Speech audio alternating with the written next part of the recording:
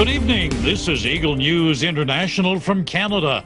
I'm Thomas I. Likeness reporting from our Eagle News studio in the Western Canadian province of Alberta. My city is Edmonton, and I'm here to bring you news and commentary from across the country. Now, let's take a look at the week that was in Canada. A week where we remembered those who died because of the pandemic. A week when we heard our doctors and other healthcare professionals are burning out. A week where there was more talk of vaccines, vaccine delays, and vaccine passports. Oh, and we heard some good economic news as well. All this and more on our program today. It's been just over a year now since the pandemic was declared, and how have you been managing? In Canada, lockdowns were the order of the day for many weeks, weeks that sometimes extended into months, and we're still not out of the woods. Not enough people have been vaccinated. Variants of the virus have emerged, and they now threaten us. We took time last Thursday across the country and probably all over the world to observe the anniversary of the day the pandemic was declared, to remember those who fell victim to COVID-19. Prime Minister Justin Trudeau says in Canada, the virus has claimed about 22,000 lives. Taken from us, but they will not be forgotten. Each one was special. Each one was loved. They were grandparents, friends, parents, brothers, sisters, and colleagues. There are no words for the pain of losing someone you love. As a country, we remember all those we lost, and we mourn with families and friends. Remembrances were held across the country. EBC's Stacey Diocampo tells us about the observance in Quebec province. Quebec held the National Day of Remembrance on the forecourt of the Parliament building in memory of the COVID-19 victims. This is to honor the memory of those who lost their lives and also the invaluable support of our healthcare workers, essential workers, and members of the civil society that works on the front lines. March 11th marks 1 year to the day that World Health Organization announced the coronavirus became a global pandemic. COVID-19 is the unexpected virus that grievously impacted the whole world. Among who took part of this commemoration were the Premier of Quebec, François Legault, the Lieutenant Governor of Quebec, Jean-Michel Doyon. Quebec held the National Day of Remembrance on the forecourt of the Parliament building in memory of the COVID-19 victims. This is to honor the memory of those who lost their lives and also the invaluable support of our healthcare workers, essential workers, and members of the civil society that works on the front lines. March 11th marks 1 year to the day that World Health Organization announced the coronavirus became a global pandemic. COVID-19 is the unexpected virus that grievously impacted the whole world. Among who took part of this commemoration were the Premier of Quebec, François Legault, the Lieutenant Governor of Quebec, Jean-Michel Doyon, the President of the National Assembly, François Paradis, the Leader of the Official Position, Paul Saint-Pierre Plamondon, the Deputy of the Premier of Quebec, Geneviève Guilbeault, the Minister of Health and Social Services, Christian Dubé, the Minister responsible for seniors and caregivers, and the like. The day began with the half-masting of the Quebec flag from Central Tower of the Parliament building, public buildings of the Government of Quebec, municipalities as well as representations of Quebec abroad, and offices of Quebec in Canada to mark the national commemoration ceremony.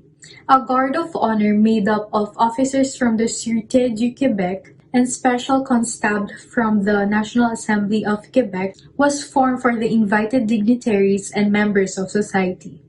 Gathered near a temporary memorial are the representatives of the bereaved families, the health network, and the priority services. Placing a white rose there, a symbol of the feelings expressed to tribute the victims of COVID-19 and the unity of the Quebec people. Two pre-recorded musical performances were broadcast on the forecourt of the Parliament building. Quebecers have been invited to respect a national minute of silence in order to honor the memory of more than 10,000 deceased from COVID-19 in Quebec in the past year. All of Quebec's bell towers rang in unison to follow up the National Minute of Silence. In Montreal, this is Stacey Del Campo. Eagle News will live in interesting times. And last week saw another milestone in Canada's journey through the pandemic. Public health officials reported last Monday that 750,000 people have been infected with COVID since the pandemic began. That number, of course, rose throughout the week. We have details on that story from Eagle News correspondent Andre Lejoie. 1 year after Canada's first case of coronavirus, Canada passed 750,000 infections. Canada has reached the symbolic milestone of 750,000 people infected with COVID-19 on Monday, on the first anniversary of the arrival of the new coronavirus in Canada. Indeed, the first official case of COVID-19 in the country was on the 25th January 2020 when a man returning from Wuhan, China, was diagnosed with COVID-19. Since then, more than 753,000 Canadians have been diagnosed with COVID-19, including more than 19,200 patients who have lost their lives while carrying the virus. 1 year after the arrival of the pandemic that has changed the face of the country, the provinces are desperately trying to, particularly in the west of Ontario and Quebec, to overcome a second wave of the virus through health measures, closures of shops and services, and even obligation to stay at home. That said, Quebec and Ontario indirectly marked the anniversary by reporting significantly improved balance sheets. In fact, this is the smallest number of SARS-CoV-2 tests detected in 1 day since the 1,177 infections were announced on December 1st, 2020. Similarly, Ontario fell below 2,000 infections for only the second time in January, with the announcement of 1,958 infections and 43 deaths. However, this new improvement is slow to have impact in hospitals, with both provinces posting a stable number of intensive care patients. Total cases in Canada, 753,011 and 19,238 deaths. This is Andre Lajoie reporting from Ottawa, Canada. We live in an interesting time. In the meantime, Canadians wait patiently for vaccines. Most provinces have the infrastructure to immunize the masses, but what's missing is the vaccine itself. Canada has approved 4 different formulas, the latest being the Janssen vaccine from Johnson & Johnson. It's single dose, easily stored, so it's ideal for remote locations. But we're not going to see any of that inoculant in the medicine cabinet for some time yet. Prime Minister Trudeau says millions of doses have been ordered, but it's going to be a while before the delivery van shows up. First of all, we are very pleased to be one of the very first countries to authorize the Johnson & Johnson vaccine. With the approval of Janssen, we're now one of the only countries in the world with 4 major effective vaccines approved for use in Canada.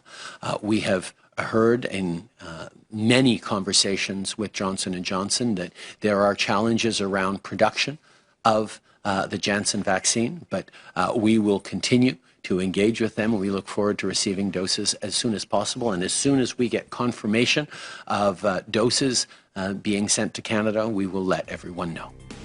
Continued delays in getting enough vaccine has prompted the government to change the protocol. As I reported yesterday, they've extended the time between the 2 doses from 3 to 4 weeks to 3 to 4 months. Now, those delays and how it's impaired the vaccine rollout are a major cause of stress among Canadian doctors.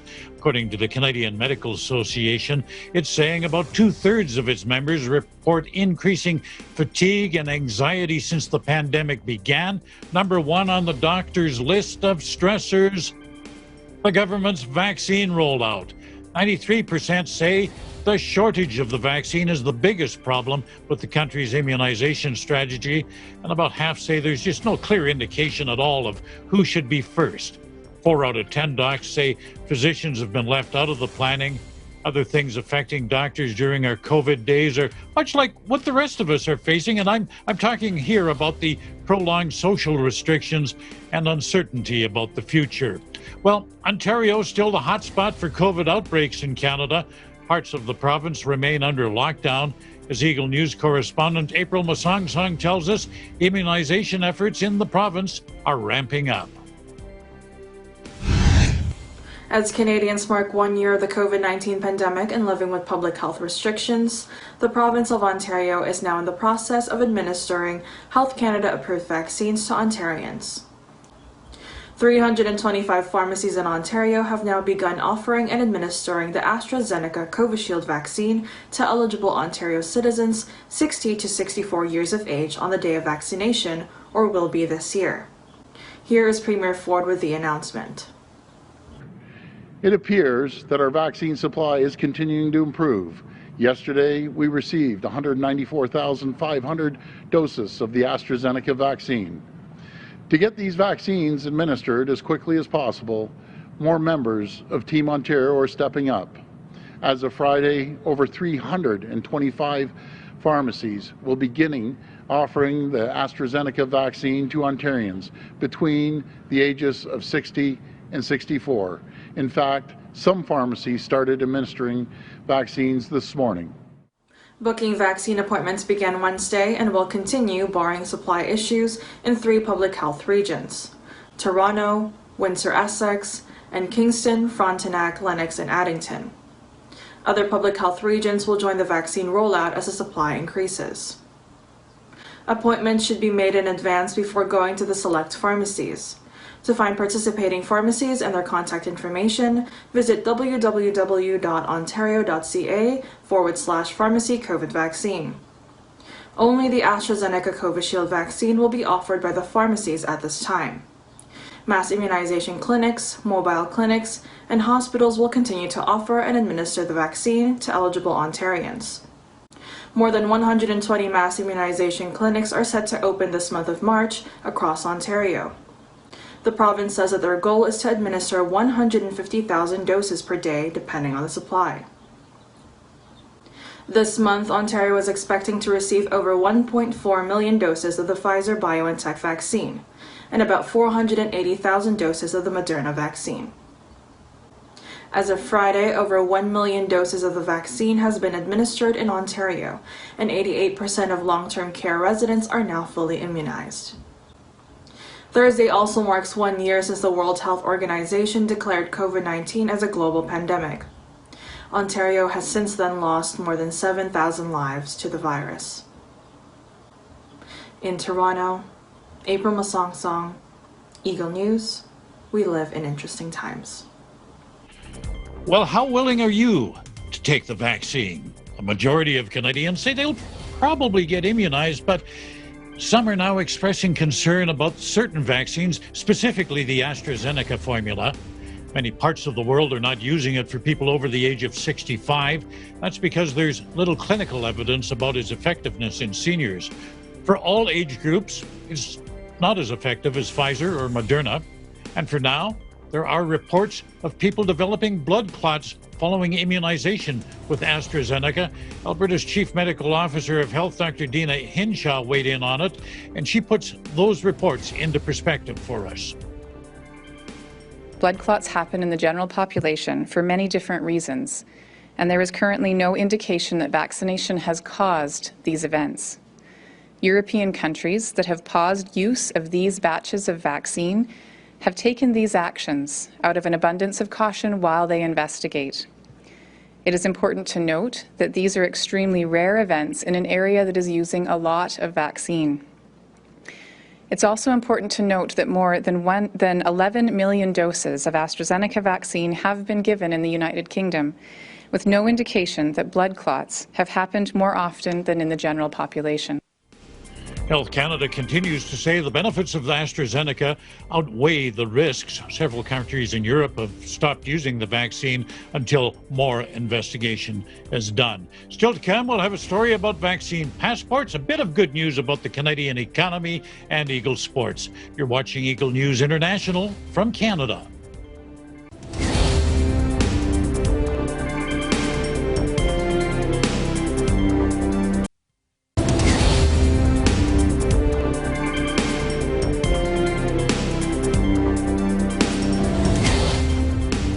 This is Eagle News International from Canada. I'm Thomas I. Likeness.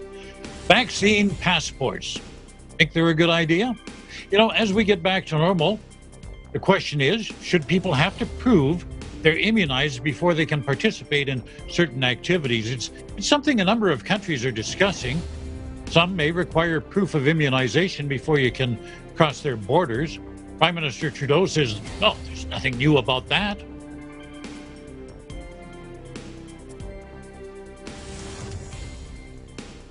But the Prime Minister also said having certificates of vaccination and proof of vaccination for public events in our own countries is not a great idea. He says we have enough trouble enforcing public health restrictions now. I can't imagine, though, the nightmare if vaccine certificates were required for things like entertainment venues. About the only ones who would win here would be the lawyers fighting all the civil rights lawsuits that people would launch. COVID variants are the latest concern of the country's epidemiologists. The most common one, the UK variant, accounts for 90% of the more than 3,000 variant cases reported so far in Canada. What's most concerning is how fast these new variants are spreading. You know, if it keeps going like it has been, we could be facing a third wave in parts of Canada in less than a month. One infectious disease expert is calling this a twindemic. A twindemic. Cases of the original virus are dropping, but variant cases are growing. You know, vaccines, of course, are the light we see at the end of this tunnel, but as we augur our way through this pandemic, we've got to keep this in mind. It's a long tunnel. Well, you've got to wonder how much this gang paid attention when they went to medical school. There's a video circulating called Canadian Doctors Speak Out. It's 12 minutes of quack cures, claims about the pandemic, immunity, how to treat the infection, and how to protect your health without getting a vaccine. It features doctors from Ontario and Quebec, or I should say Ontario and BC. And although they're licensed, they're not coronavirus specialists. They claim the public health policies in this country are destroying Canadian society and the health of Canadians. This video has been fact-checked by the newswire service that we here at Eagle News use, called AFP, and AFP found it to be baseless. The folks at YouTube removed it. Sadly, as many physicians work to spread accurate information about the pandemic to keep us safe, these clowns use their credibility as doctors to support false and misleading claims. Well, some of the people buying into that nonsense hit the streets of Montreal on the weekend. Thousands marched in protest against the Quebec government's lockdown measures and mask requirements. People ticketed, police ticketed more than 140 people for not wearing a mask, 10 others arrested. Charges include possession of a gun, assault, and assaulting a police officer. The doors have been locked and workers sent home at Amazon's fulfillment center in Brampton, Ontario. Now, Brampton's just a stone's throw from Toronto. Local public health authorities there ordered the mail-order giant to cease operations, citing high infection rates among employees. All workers have to isolate at home for 14 days. There's concern that because infection rates in the region are decreasing, but when you compare them against those at the Amazon plant, infections there are on the rise. In the words of Medical Officer of Health, Dr. Lawrence Lowe, immediate action must be taken to protect these essential workers and the community where they live. Amazon says it plans to appeal the decision. Not sure how this will affect people who have orders with Amazon, but given the volume of merchandise handled at that plant, it could be a while before their goods arrive. Well, let's turn to a bit of good news now. Seems many Canadians have come through the pandemic in good financial shape. Household net worth climbed to record levels in 2020. This according to an economic update from the Royal Bank of Canada. Government support programs are credited for part of the increase. They kept the money flowing in even though people were out of work. And although mortgage debt was higher, this was offset by rising residential real estate values. So people have a bigger mortgage, but their house is worth more. Savings accounts grew too, according to the report. Currency and deposit holdings increasing by, are you sitting down? $205 billion over the previous year. Credit card debt actually declined. People used some of that extra money to pay down their balances. Now, as the pandemic eases, the bank predicts a surge in economic activity. Even though unemployment remains high at 8.2%, the bank is optimistic about the third quarter. It says, there's still government checks going to be coming in throughout the summer, so this should give households plenty of purchasing power. And as well, higher vaccination rates are expected to support a continued gradual return to normal. Well, let's talk about spending a bit. Core spending rose by 7% year over year. That's a reversal of what was happening in December and January when retails were starving. So what are people spending their money on? Clothing sales rose sharply after slowing down during the holidays. Household goods up 27% over the same period last year. Sales in specialty retail, electronics, and hobbies up 22%. But what people aren't spending their money on are high contact services. I'm talking about restaurants, accommodation. These sectors remain weak and they're going to take a while to recover. Spending on hotels 40% below what it was last February. Business travel way down. People aren't booking vacations, so that's why they got a lot of empty rooms. Receipts from dining out down by 18%, but interestingly enough, grocery sales up 19%. People continuing to cook at home. Wonder whether that's going to continue as things open up. And entertainment spending, of course, that's still down. Showed a bit of improvement last month, but that's not expected to improve until vaccination ramps up. And one last economic note for Canadians borrowing money. Good news there. The central bank keeping its key rate at 0.25%. That's driving a surge in real estate sales. Seller's market right now for houses, condos, not as popular, but I can't believe the interest rates. You can find a mortgage here for as low as 1.74%. Never thought I'd see that. Well, let's move to the world of sports now. The Utah Jazz looked deflated on defense against the Golden State Warriors, making Steph Curry one happy birthday boy. What a birthday surprise, huh? Despite the loss, though, the Jazz still have the best record in the NBA. Tenny Sumagi joins me now with the details. Good evening, Tenny. Good evening, Tom. And despite the efforts of Rudy Gobert's 24 points, 28 rebound performance, the Jazz lost Sunday's matinee to the Golden State Warriors 131-119 on, that's right, Steph Curry's 33rd birthday. We'll hear more from Donovan Mitchell and Gobert on how lousy the Jazz were on defense. Be ready for it. I think that was turnovers hurt us. Like I had 4, somebody else had 4. It doesn't matter, but like that hurts. Being able to execute. We came back, but they were determined. We just kept trying to fight, but at the end of the day, they came out and were the aggressor. We didn't respond. And we could have done a much better job guarding it.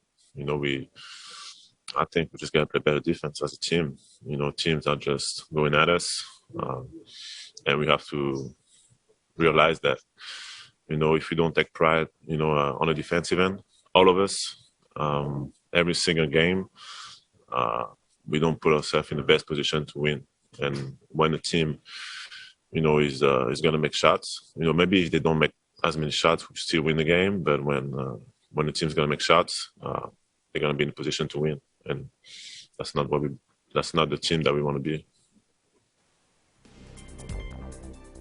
1 year ago, Gobert made headlines, becoming the first athlete to test positive for coronavirus, COVID-19, which eventually shut down the NBA season and other sports events across the world.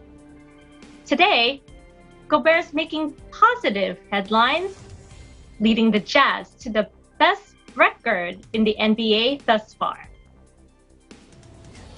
Rudy's been, obviously what he is for us defensively, but his ability to be vocal and communicate to all of us, especially as guards, gives us the confidence to pressure and get in passing lanes and just be more aggressive defensively. And it definitely starts with him and his activity and his leadership vocally.